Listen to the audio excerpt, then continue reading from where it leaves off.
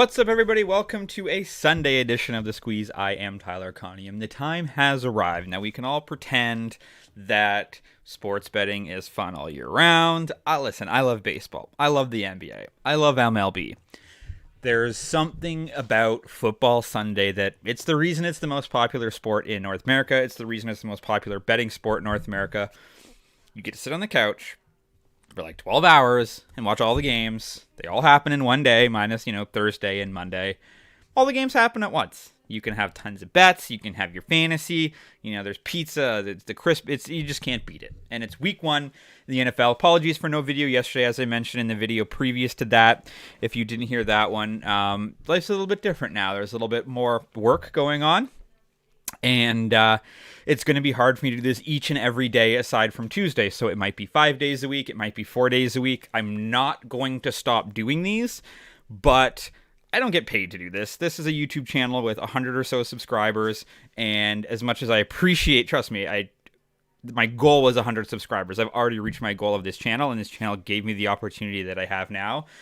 It has to, unfortunately, be the first thing that is cut if there's just too much going on. And, I've got a 1.5-year-old daughter. I've got a wife. I've got responsibilities. So, unfortunately, this is the first thing that does have to get cut just because I don't get monetary gain from it versus places that I do. So, have to do that. So, having said that, no video yesterday.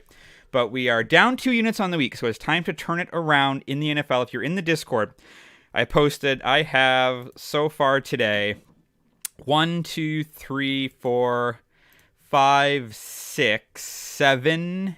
Sorry, 1, 2, 3, 4, 5, 6, 7 bets plus a parlay. So 8 bets total going into today. Lots going on there. 10 units, I think, in play. Somewhere and around there. 8, maybe. We're going to break down 3 today. And we're going to start with the San Francisco 49ers. Now, keep in mind, these breakdowns aren't going to be a little bit shorter because we don't really have a ton to work with. It is week one. We haven't seen these teams play yet before. We haven't really, all we're going off of is really just sort of what we've seen in the preseason. Now, having said that, the 49ers, it's going to be interesting. Brock Purdy has the reins. Jimmy Garoppolo is gone. He was good last year. Brock Purdy was very good for this offense. He was very good for this team. Can he sustain it? We're going to see very quickly. The 49ers are facing the Pittsburgh Steelers. Pittsburgh is extraordinarily good in week one. Mike Tomlin is extraordinarily good against the spread in week one. The spread is around 2 points. However, Christian McCaffrey is probably the best player in the National Football League, at least the best running back in the league. They've still got Deebo Samuel. They've still got Brandon Ayuk and George Kittle. Kittle is questionable. I think he's still going to play. Yes, the defense has lost. They lost to D'Amico Ryans, who was running the show. He's gone to Houston. Is it going to hurt the San Francisco defense all that much? I don't really think so. Look, the Steelers, they've got Kenny Pickett. They've got George Pickens. I know these guys very well because they're both on my fantasy team last year, my Dynasty League. I don't have them this year. I think Kenny Pickett I think he's going to be a good quarterback. The run game was better than most projected, and I think their defense was okay. I just don't think they're going to be able to have the firepower to beat the 49ers. I don't want to play around with the spread. I don't want to mess around with 1 point even or 2 points. The Steelers are still very young. I love Mike Tomlin. Pickens had his issues last year catching the football. Pickett had some issues just really blowing up, having these monster games. And the 49ers, man, they could definitely make a run to the NFC Championship game again as well. So give me the San Francisco 49ers straight up on the money line. That is minus 125 at... Where did I get that bet? Betway. Second bet of the day, Jacksonville Jaguars. As an All Elite Wrestling fan, it makes me happy that the Jaguars are good, and then I'm going to be able to bet on them. Where is my research for the Jacksonville Jaguars? Jags are playing the Colts. Okay, big expectations for the Jags this year. AFC playoffs is a must. AFC Championship game is their goal. Last year, they won their first AFC South title in 6 years. Trevor Lawrence had a massive sophomore season. He's going to get a monster contract. Minimized the interceptions. He had great passing efficiency. His receiving core got a massive upgrade with the return of Calvin Ridley. Coming off his suspension from last year, I think that's a massive addition there. Then you've got their Colts. They've got their 4th different opening week quarterback in 4 years. They also have a rookie head coach. Anthony Richardson is going to be a great quarterback one day. Is he going to be great in week one? I don't know. Jonathan Taylor will not be suiting up for the team anytime soon. Jacksonville has the complete package. They've got the run game. They've got depth at running back. They've got excellent receivers. They've got a defense that was 6 in turnovers last year, facing a rookie quarterback and a rookie coach. I don't care where this football game is being played. Give me the Jacksonville Jaguars to cover -4.5. And we got that for -115 also at Betway. And for the last bet of the day, we're going to go to a player prop. We're going to go to Jalen Hurts. And now it's week 1. They are facing the New England Patriots. Now the Patriots, they're not going to be good this year. And the Eagles, they could win the Super Bowl this year. They just lost in the Super Bowl to the Chiefs. They're going to be looking for contenders yet again. They've got only a 4.5 spread against a Patriots team that's supposed to be terrible. So you look at that and go, well, why is the spread 4.5? Well, how about this?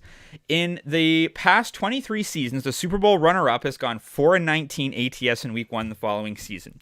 You're going against a team on the road, and you're playing Bill Belichick, right? This guy has been planning this game for probably 2 months.